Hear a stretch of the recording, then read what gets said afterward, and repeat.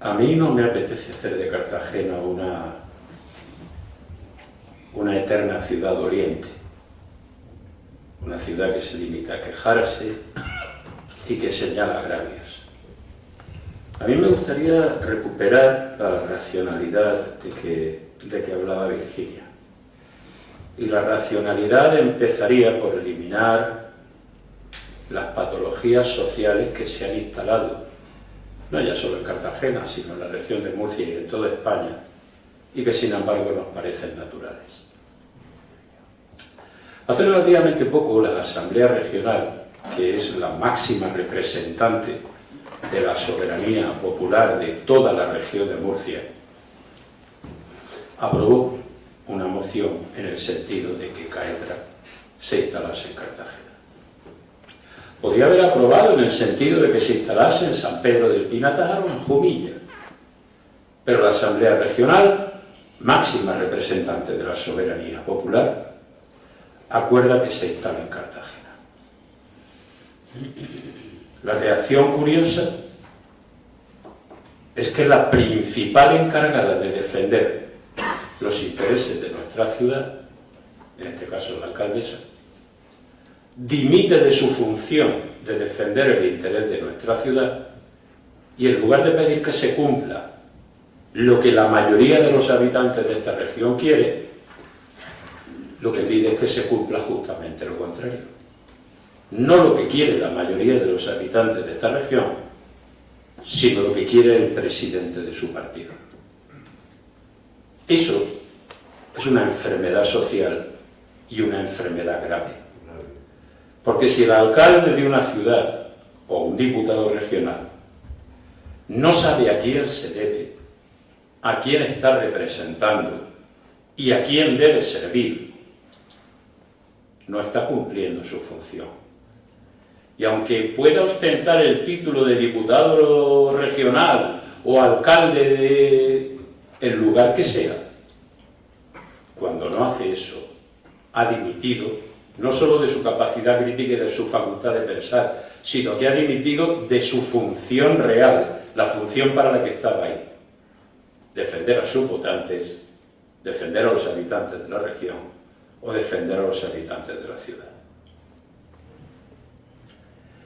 Pedir racionalidad a un político en temas de tecnología es virtualmente imposible. Creo que es ingeniería, sí, unas leyes, le llaman las leyes de Kranzberg, y la tercera ley dice que cuando dos políticos hablan de tecnología, lo que menos importa es la tecnología, lo que importa es la política. Cuando dos políticos en algún sitio hablan de Caetra y de los millones y de la inversión, lo que menos les importa es la racionalidad. Lo que menos les importa es una opinión técnica. Lo que de verdad les importa es una determinada opinión política, te debo esto, me hace falta lo otro, y se extirpa la racionalidad de la vida política. A partir de ese momento, cualquier resultado es perfectamente posible. He vivido muchas veces esta ley de Kranzberg y he visto auténticos analfabetos informáticos tomar decisiones de decenas y de cientos de millones que tienen que ver con informática y naturalmente pues hacer auténticas catástrofes. No quisiera ponerles un ejemplo, pero por ejemplo, en la Administración de Justicia española habría bastado desarrollar un solo sistema bueno, o dos o tres, y hacer un benchmarking y decir, oye, pues ese va muy bien o ese va muy mal. Hemos desarrollado casi 17. Se nos ha olvidado que se puede copiar, que existen licencias, que se pueden hacer cosas, y hemos gastado 17 veces el mismo dinero. Eso es un político tomando decisiones tecnológicas. Lugares donde pueden opinar catedráticos, donde pueden opinar tecnólogos, los políticos meten sus manos, se extirpan la racionalidad y se fabrican monstruos como este, como Caetra. Lo curioso es que cuando tienen un resultado claro, evidente, como el que hubo en la Asamblea Regional, sigan sin venir aquí y explicar por qué, en contra de la voluntad de la región, siguen manteniendo una postura que no es más que la voluntad de un par de señores. Una voluntad fortísima, y por cierto, me temo que Virginia también lo ha señalado, porque vamos a ver cuáles son los flujos de dinero. ¿Quién dirige CEIC? ¿De dónde llega la subvención? ¿De dónde viene la pasta? Y entonces, ¿podemos esperar una decisión racional? ¿Qué futuro queremos para Cartagena? ¿De verdad siquiera lo saben? ¿Queremos un futuro de camareros o queremos un futuro industrial? ¿Cómo va a ser la Cartagena de nuestros hijos? ¿Cómo va a ser la Cartagena de 2050? ¿Alguien lo ha soñado? El Instituto Tecnológico de Massachusetts, a la hora de decidir para qué sirve un país, para qué vale un país, lo que valora sobre todo es la información incorporada que hay en ese concreto lugar geográfico. Y tiene una web para decirlo, por ejemplo. Y lo que valoran fundamentalmente, por ejemplo, es decir, oiga, usted quiere montar una empresa de coches, para fabricar coches. ¿Qué país de Europa es bueno? Y usted responderá más o menos instintivamente, pues yo creo que Alemania, porque Alemania diseña y fabrica muchos coches. Pero si mira la web del MIT, le dirá que el segundo país es España. Porque de todos los países de Europa, España es el segundo constructor de coches. Y construir un coche exige una formación para unos determinados obreros que la interiorizan y se llama know-how. No hay más de 10 ciudades en el mundo que fabrican submarinos. Y fabricar submarinos no es tener unos ingenieros que diseñan un submarino. Es que necesitas un soldador que cualquiera no suelda submarinos.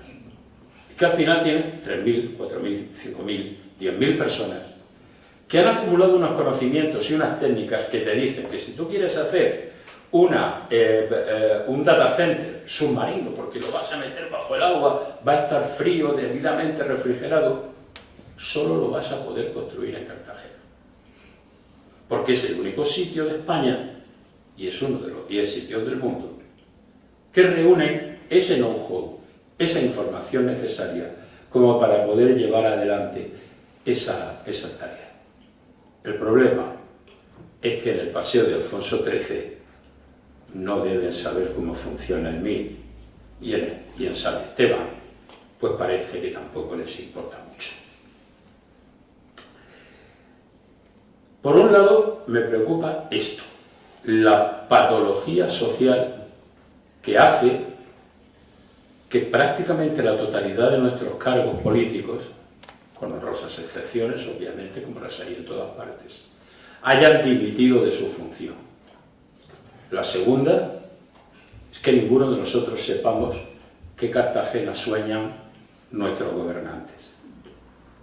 A día de hoy, si hablamos de comunicaciones, y el otro día me hacía gracia, van a llegar 30.000 visitantes en transatlánticos, gracias a Drupal, porque la principal infraestructura de comunicaciones que le queda a esta ciudad se construyó en el 227 a.C. por un cartaginés. A día de hoy se ha cerrado la línea con Madrid y el problema no es establecer una nación de Oriente como Cartagena, qué mal nos trata. Pensad en Cieza. ¿Qué tren le queda a Cieza después de que el tren vaya por Alicante? Pensad en Ellín. ¿Qué tren le ha quedado a Ellín tras la decisión que se toma con Alicante? Es de pasar el AVE por Alicante. A día de hoy, esta ciudad y otras ciudades de la región de Murcia afectadas por una decisión irracional vuelven a tener pues las mismas comunicaciones que tenían en el 227 a.C. Una carretera que las une con algún lugar y un puerto, porque gracias a Drupal todavía entran 30.000 visitantes o 40.000 visitantes al año. Y me parece bien que se tenga un sueño turístico, desde luego no parece que la comunidad haya invertido mucho en ello, porque incluso en la línea con Madrid quien invierte es el puerto de Cartagena, porque tenemos que que sacar el butano y tenemos que sacar la principal, la primera refinería de España, Repesa, refinería de petróleo de Escombreras, que dio nombre a Repsol. No podemos quedarnos, por tanto, en la queja, porque además van a haber sinergias, ya no son los 16 millones de caetas. Estamos en una situación donde la inversión en defensa va a ser brutal, y existen sinergias. Ahora mismo ahora mismo Pedro Sánchez anunciaba 10.000 millones, de los cuales 3.000 iban a telecomunicaciones. ¿Saben dónde está la facultad de Teleco? En la región de Murcia. Está nuestro presidente López Miras persiguiendo las sinergias necesarias como para que la facultad de Teleco y la universidad y la UPCT puedan estar recibiendo la parte que razonablemente podrían aspirar a tener de esos 3.000 millones que, si cumple su promesa, y esto como siempre está por ver, a los cuales tendríamos acceso. El problema ya no son los 16 millones. El problema es que en España una decisión tecnológica se va a tomar en función de si la minoría catalana hace presión para un no sé qué, o si un pequeño lobby en San Esteban pues toma una decisión de no sé cuántos. Porque al final la voluntad soberana de la Asamblea Regional y de la mayoría de los habitantes de Murcia, a estos enfermos, a estos afectados por la patología social del político que no entiende, les importa absolutamente nada. Así que lo primero que tendríamos que hacer, aparte, en Cartagena hemos ensayado la queja muchos años y no parece que nos haya ido excesivamente bien. En Cartagena lo que tendríamos que ensayar es esgrimir la racionalidad, aquello que se quiera. No se trata de que mi ciudad tenga más que la de al lado, se trata de que mi ciudad tenga lo que tiene que tener, y lo que tiene que tener con racionalidad. Y lo que tenemos que hacer también es tener memoria y señalar a aquellos gobernantes que olvidan la racionalidad para, en lugar de servir a sus representados, servir a su Señor. Hace falta conservar la racionalidad, tener memoria y refrescarla cuando llega el momento de echar un voto en la urna. Y recordar qué es lo que va a pasar o a qué estamos condenando con nuestro voto a nuestros hijos y a nuestros nietos. Y lo que supone que un gobernante a día de hoy decida despreciar la voluntad de toda una región para hacerle un favor a un amiguete. A partir de ahí, los 16 millones, si la culpa es de tirios o de troyanos, a mí me importa poco. Lo que me importa ahora es que cada uno cumpla con su deber. Y su deber está en la Asamblea Regional. Ahora hay un debate de presupuestos. ¿Qué va a votar PSOE? ¿Qué va a votar Podemos? ¿Qué va a votar Vox? ¿Qué va a votar PP? Porque una cosa es predicar y otra es dar trigo. Uno puede hacer positura con la banderilla, lejos del toro, pero hay un momento en el que hay que clavar y hay que ponerse delante del balcón y hay que ponerse delante de los cuernos. Y ahí te quiero ver. En el momento de votar y en el momento de decidir en qué se van a gastar todos los habitantes de la región de Murcia sus dineros. Y ese es el momento de la ley de presupuestos. Y ese es el momento de mirar y guardar en la memoria lo que hace cada partido para cuando llegue el momento de votar, recordarlo. Y estoy seguro que siempre habrá alguien que nos refresque en la memoria qué es lo que ha hecho cada uno en estos días. A mí, por lo menos, estas cosas me cuesta mucho que se me olviden. Yo en Caedra no he hecho nada. Yo he hecho 7 podcasts, diciendo obviedades, como estas obviedades que les acabo de contar a ustedes. Pero estas obviedades parece que las hemos olvidado. Y es el momento de recuperar la ingenuidad, y es el momento de recuperar el que las cosas tienen un sentido y no pueden seguir, y no podemos seguir viviendo en una sociedad enferma. Cartagena tiene un futuro brillantísimo. No hay ninguna ciudad de esta región, y probablemente ninguna ciudad de España, que todos los niños del mundo, cuando estudien la historia antigua, ven nuestra ciudad en sus libros de texto. Es decir, si han leído quién fue Aníbal, o han leído quién fue Amílcar Barca, y todos lo han leído, todos son capaces de ubicar Cartagena en sus libros de texto. ¿Cuántas ciudades del mundo pueden decir esto, aparte de Cádiz y alguna más? Tenemos una imagen de marca bestial. Y además nuestra ciudad nos salva, es generosa. Cuando en 1991 cerraba Enfersa, cerraban las empresas del Valle de Escombreras, cuando parecía que todos nos teníamos que ir a vivir fuera de Cartagena, pues de pronto 2 bombas sacaron un teatro romano. Y Cartagena, perseverando en su esencia, es decir, esto lo decía Baruch Spinoza, y termino, cada cosa persevera en su esencia. Cartagena no necesitó más que ser ella misma, porque quizá ya no quede plomo y plata en el subsuelo, pero en cuanto cavas, la ciudad te ofrece un filón de cultura que no te va a ofrecer ninguna otra ciudad en España. Y nos regaló un teatro romano, y nos lo regalaron señores que vivieron aquí hace 2100 años. No nos lo regaló ningún presidente autonómico, ningún rey de taifa árabe, ni nos lo regaló nadie. Nos los han regalado los mismos que nos regalaron el puerto. Si construimos un auditorio municipal en el que nos gastamos un número de millones absolutamente bestial, vamos a tener un auditorio municipal pues igual al de Murcia o igual al de cualquier otra parte. Sin embargo, ¿cuántas ciudades en el mundo tienen un anfiteatro y encima una plaza de toros? Los primeros juegos gladiatorios de la península se hicieron en Cartagena justo con la toma de Escipión de la ciudad. ¿Quién compite con nosotros en eso? ¿Quién va a competir con la Unión en Cante de las Minas? La Unión, 18.000 habitantes, un municipio minúsculo, simplemente ha sabido perseverar en su esencia. ¿Hemos perseverado nosotros en la nuestra? Nuestra esencia es esto, es la defensa.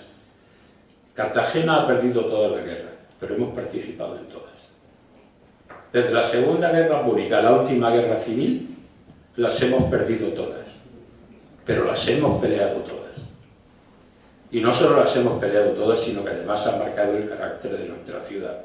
No voy a contarle cuántas perdimos, pero vamos, fuimos cartagineses contra los romanos, romanos contra los visigodos, bizantinos contra los visigodos, árabes, visigodos contra los árabes, árabes contra los cristianos, fuimos Cartagena contra el mundo en 1873 y tenemos todavía la catedral de la diócesis de Cartagena bombardeada y en ruinas para que la veamos cuando queramos. No hemos fallado a ninguna guerra. Y ese espíritu que impulsa a nuestra ciudad, ese espíritu que nos hace cerrar filas contra la adversidad, estar hombro con hombro cuando vienen mal dadas, es el único espíritu que no podemos perder.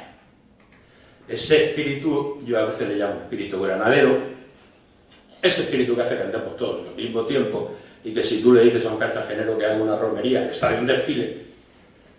Y si le dices que haga una fiesta de romanos, pues en lugar de hacer una bacanal, se pone a desfilar con su tropa y su legión. Es una ciudad de gente maravillosa y con unos conocimientos que no pueden ser comparados con ninguna otra y que de forma natural tendría que estar perfectamente ubicada dentro de un mundo venidero en el que la inversión en defensa, en tecnologías, en teleco, va a ser absolutamente brutal. Y ahí tenemos que estar. ¿O vamos a ser una ciudad de camareros y limpiadoras de hotel? Yo no sueño esa ciudad. Si viene, bienvenida sea, claro que sí. Pero yo sueño, aparte de una ciudad que sea atractiva para el turismo, que les voy a contar, para mí es la ciudad más bonita del mundo. Sueño, aparte de una ciudad que sea atractiva para el turismo, sobre todo, una ciudad que sea lo que siempre ha sido. Un polo de atracción, una ciudad industrial y uno de los lugares más maravillosos del Mediterráneo. Así no nos perderemos tampoco la próxima guerra, aunque la perdamos. Muchas gracias.